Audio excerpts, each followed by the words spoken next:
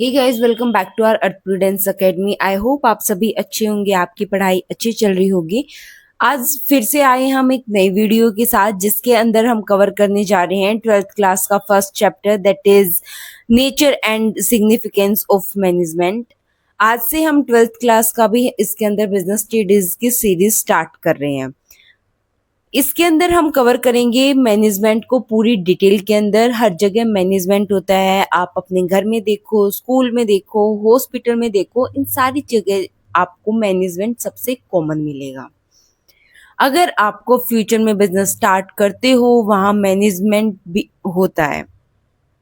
Management के बिना आपकी कोई भी चीज अच्छे से रन ही नहीं कर सकती।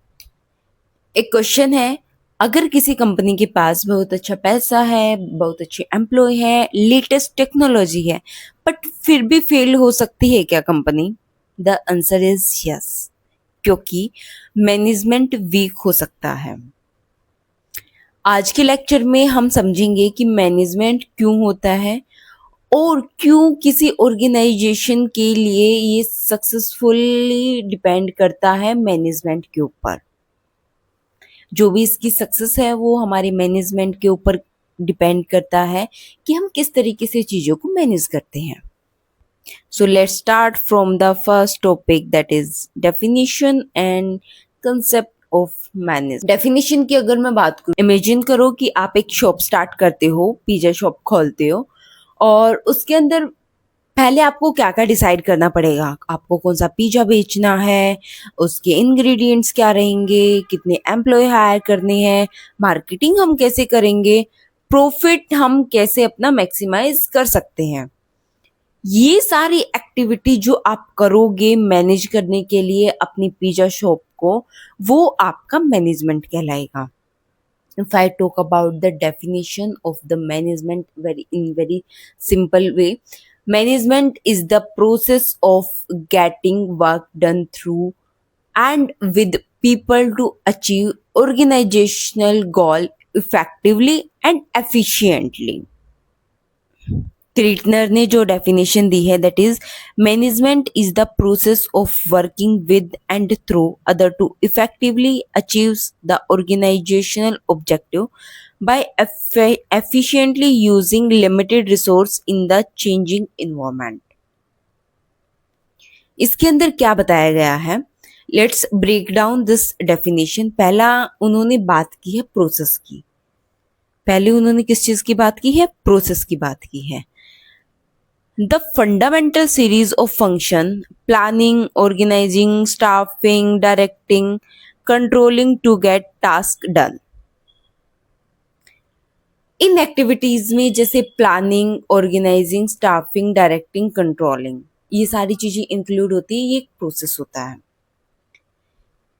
एग्जाम्पल लेके चलते हैं। एग्जाम में आपको कोई टॉपिक कवर करना है, ठीक है, पहले आप टाइम टेबल बना के उसकी प्लानिंग करोगे, ठीक है, कि कौन कौन से दिन मेरे को कौन सा टॉपिक कवर करना है, कैसे कितना टाइम मेरे को कौन से सब्जेक्ट को देना है। ये हमारी प्लानिंग होगी पहले टाइम टेबल की। देन हम सारी चीज़ों को ऑर्गेनाइज करेंगे। हम अपनी स्टडी मटेरियल देखेंगे कि मुझे कौन सा टॉपिक, कौन सी चीज़ नोट से कवर करनी है, कौन सी चीज़ मुझे बुक से कवर करनी है जो मुझे डिटेल में पढ़नी है। हम स्टडी मटेरियल कलेक्ट करेंगे, वो होगा ऑर्गेनाइजिंग। स्टाफिंग हमारा टीचर्स होंगे, जिसके अंदर हम ये देखेंगे कि कौन सा टॉपिक हमें किस टीचर से कवर करना है, कौन सा सब्जेक्ट हमें टीचर से कवर करना है। डायरेक्टिंग हमारी पढ़ाई होगी। कंट्रोलिंग हम मॉक टेस्ट देंगे, टेस्ट सीरीज लगाएंगे, उससे पता चलेगा कि हमने कितना कवर कर लिया है, उससे हमारा कंट्रोल होगा कि हमें कितना इम्प्रूव करना है। ये पूरा प्रोसेस ही मैनेजमेंट है। आपसे बात कर रही हूँ इफेक्टिवनेस की। Completing the right activities to achieve the desire goal strictly within the time frame. Effectiveness, doing the right thing, goal achieve करना, ठीक है। अगर आपका टारगेट है, मैं पिज्जा वाला एग्जांपल लेके चल रही हूँ, अगर आपका टारगेट है 100 पिज्जा सेल करना है और आपके 100 पिज्जा सेल कर दिए, ठीक है, तो आपने गोल अचीव कर लिया ना, तो दैट्स इट। तो उसके अंदर फिर कुछ ऐसा है नहीं।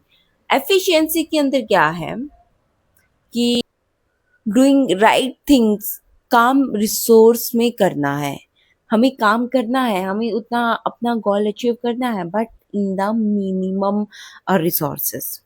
शॉप है, एक शॉप ए है, एक शॉप बी है, भी 100 पिज्जा सेल किए हैं, शॉप बी ने भी 100 पिज्जा सेल किए हैं, बट उनका जो कॉस्ट आया है, शॉप ए का आया है 20,000, बट शॉप बी का आया है 15,000। तो शॉप बी ज्यादा एफिशिएंट होगा क्योंकि उसने मिनिमम कॉस्टिंग में अपने 100 पिज्जा सेल किए हैं। और वहीं पे अगर मैं ए की बात करूँ तो उसने 20,000 की कॉस्ट में अपने 100 पिज्जा सेल किए हैं। अगर मैं आगे बात करूँ इनके डिफरेंसेस की, इफेक्टिवनेस एंड द एफिशिएंसी।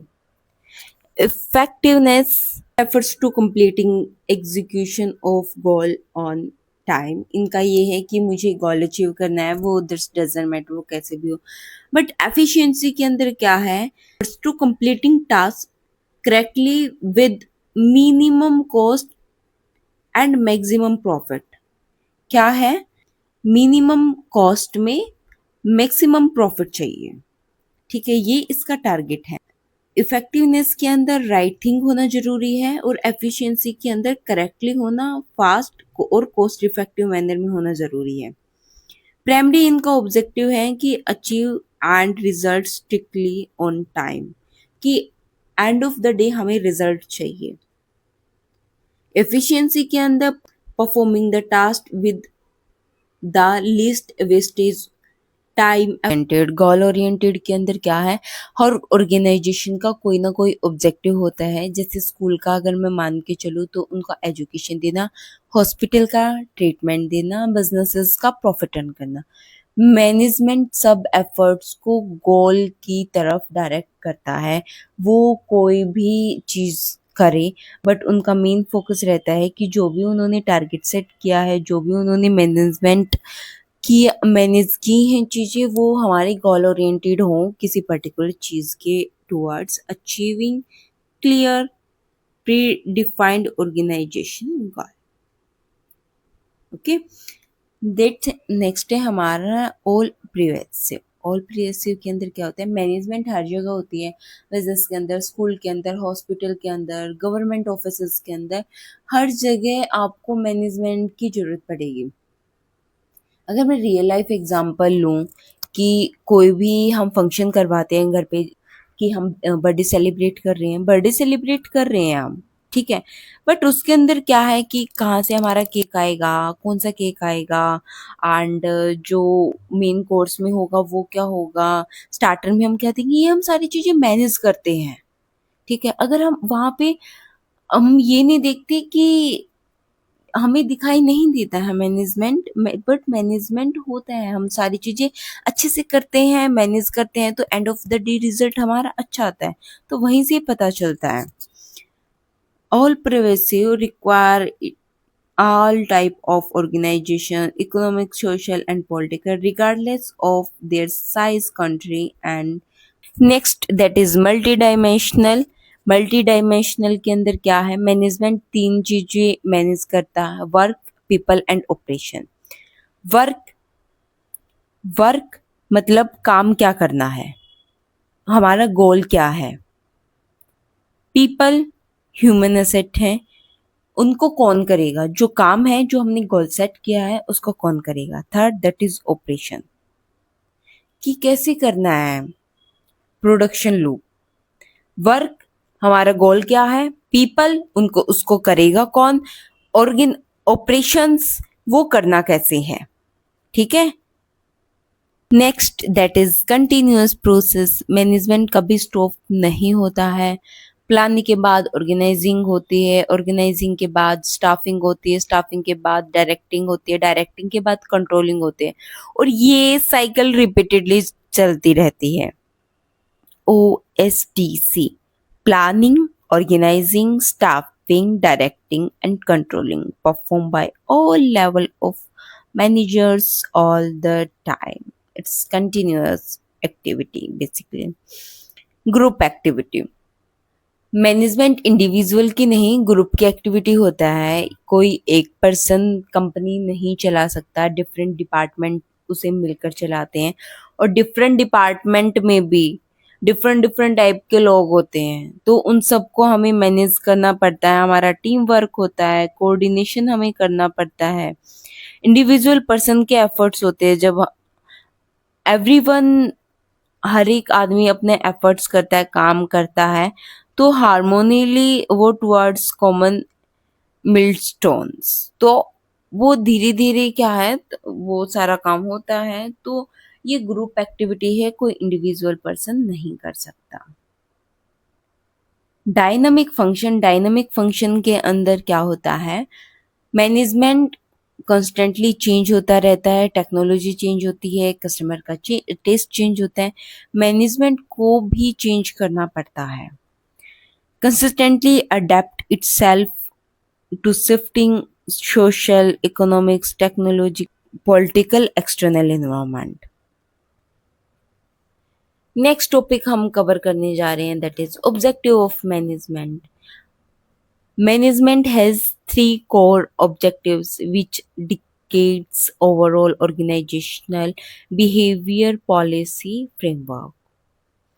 इसके अंदर हमारे 3 ऑब्जेक्टिव्स होते हैं. First that is organizational, second social, third that is personal. Start from the first one, that is organizational.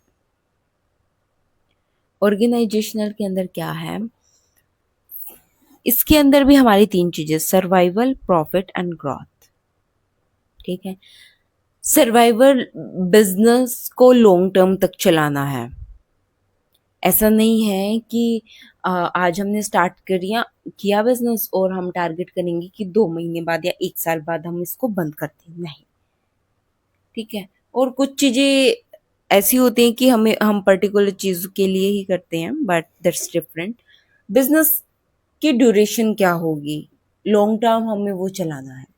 Example मैं लेके चलूं, कोविड के टाइम पे बहुत बिजनेस बंद हो गए थे. जो सरवाइव कर गए थे उनकी मैनेजमेंट स्ट्रांग थी कि हमें काम कैसे करवाना है. वो मोस्ट ऑफ दैम वो मैनेजमेंट के ऊपर होता है कि वो कैसे मैनेज करते हैं चीजें. सर्वाइवल के अंदर हमारे ये टॉपिक कवर होता है कि वो कितना लॉन्ग टर्म चलेगा, कितनी सारी चीजें रन होंगी. Next that is profit earning vital risk incentives, right. इसके अंदर क्या होता है, प्रॉफिट बिजनेस का रिवार्ड होता है. प्रॉफिट के बिना बिजनेस सरवाइव करना दैट्स टोटली इम्पॉसिबल होता है. वो तो बिना प्रॉफिट के कोई भी ऑर्गेनाइजेशन नहीं चलती है. जब तक उसे प्रॉफिट है तभी वो सरवाइव कर पाएगी. और ये सारी चीजें हमारे मैनेजमेंट के ऊपर होती है कि हम कितना अच्छे से उस बिजनेस को मैनेज कर रहे हैं. जितना अच्छे से हम मैनेज करेंगे उतना ही ज्यादा हम प्रॉफिट अर्न कर सकते हैं. Third that is growth. Her business growth चाहता है. कोई आई डोंट थिंक सो कि कोई भी बिजनेस ऐसा होगा जो अपनी ग्रोथ नहीं चाहता होगा कि भाई पहले मैं लोकल मार्केट के अंदर, फिर मैं नेशनल मार्केट के अंदर, फिर इंटरनेशनल मार्केट के अंदर मैं अपना खुद का ही करूं. ठीक है, हर बिजनेस ग्रोथ चाहता है. सेल ग्रोथ उसके अंदर होगी, मार्केट शेयर उसके अंदर होगा, कंज्यूमर ग्रोथ उसके अंदर होगी कि मैक्सिमम लोग अगर कंज्यूम करेंगे तो ऑब्वियस सी बात है मार्केट भी बड़ा होगा. प्रोडक्ट ग्रोथ भी होगी अगर ज्यादा से ज्यादा लोग उसको कंज्यूम करेंगे. तो ऑर्गेनाइजेशनल के अंदर था हमारे 3, सर्वाइवल जो लॉन्ग टर्म के लिए सर्वाइव करने के लिए बिजनेस के लिए इम्पोर्टेंट है. सेकंड दैट इज प्रॉफिट, बिना प्रॉफिट के कोई बिजनेस चल नहीं सकता है. थर्ड दैट इज ग्रोथ उनको सारे वे में चाहिए, मार्केट के अंदर, कस्टमर के अंदर, प्रोडक्ट के अंदर और सेल के अंदर. अगर मैं बात करूं सेकंड ऑब्जेक्टिव की, that is social objective company सिर्फ प्रॉफिट के लिए नहीं होता है. सोसाइटी के प्रति रिस्पॉन्सिबिलिटी होती है. एग्जाम्पल के लिए क्वालिटी प्रोडक्ट्स प्रोवाइड करवाना, पॉल्यूशन कंट्रोल करना, एम्प्लॉयमेंट क्रिएट करना, फेयर प्राइस करना. Fulfilment societal commitments to justify the organisations existence to society. Quality goods at reasonable rates, job generation in disabled society sector, eco-friendly production. Personal objective हमारा इसके अंदर cover होता है। Employ की needs भी important होती है, salary, promotion, recognization, job satisfaction, training. Management इन सभी ऑब्जेक्टिव को बैलेंस करती है, कॉम्पिटिटिव वेजेस उनको देती है, सेल्फ रिस्पेक्ट और रिकॉग्नाइजेशन जो होता है वो उन्हें देती है, safe work and condition and training उनको देती है, ताकि जो उनके पर्सनल कुछ गोल्स हैं वो खुद भी अचीव। अगर मैं नेक्स्ट टॉपिक की बात करूँ, that's very very important topic, that is importance of management. You can say why management is crucial, कि मैनेजमेंट इतना इम्पोर्टेंट ही क्यों है, उसकी इम्पोर्टेंसेस क्या है, कि क्यों हम इतनी देर से ये कह रहे हैं कि हर जगह मैनेजमेंट होता है और मैनेजमेंट अच्छा होना ज़रूरी है।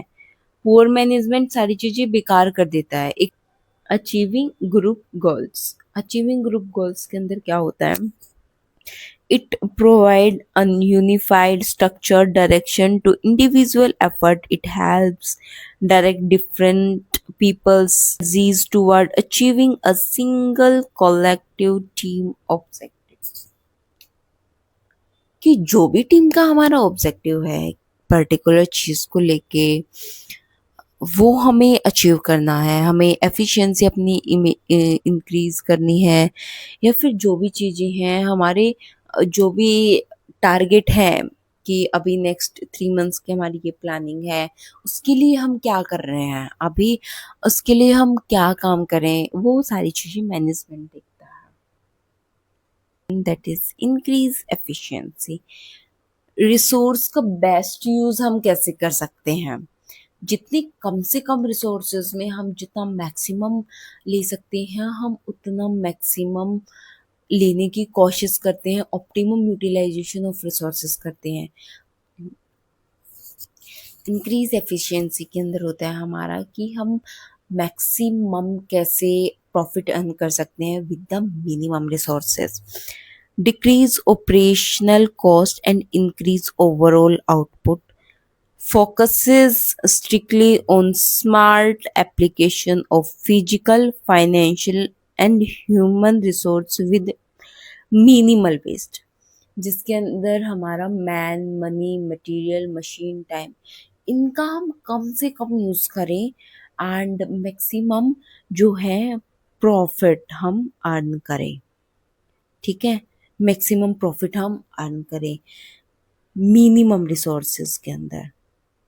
ठीक है, तभी हमारी एफिशिएंसी अच्छी आएगी। If I talk about the third, that is creating dynamic organisation. Creating dynamic organisation के अंदर क्या है, मैनेजमेंट एम्प्लॉय को चेंजिंग इन्वायरमेंट को अकॉर्डिंग रेडी करता है, enable teams to adapt quickly, rapid external development helps workers overcome irrita and fear of changing, ensuring the business retains its competitive edge।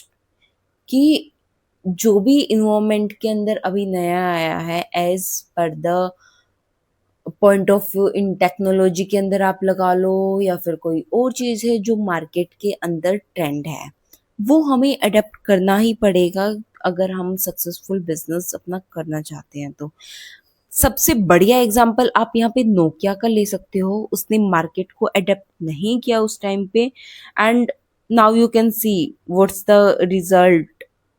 उसने Nokia one of that company जो सबसे अच्छी चलती, सबसे बढ़िया चलती थी, और अभी अगर आप देखो उसने टाइम पे मार्केट को अडेप्ट नहीं किया, उसने बाद में समझ में आने के बाद अडेप्ट किया, उस टाइम तक बहुत सारी कंपनियां आ चुकी थी, तो अभी वो प्रॉब्लम फेस कर रहा है।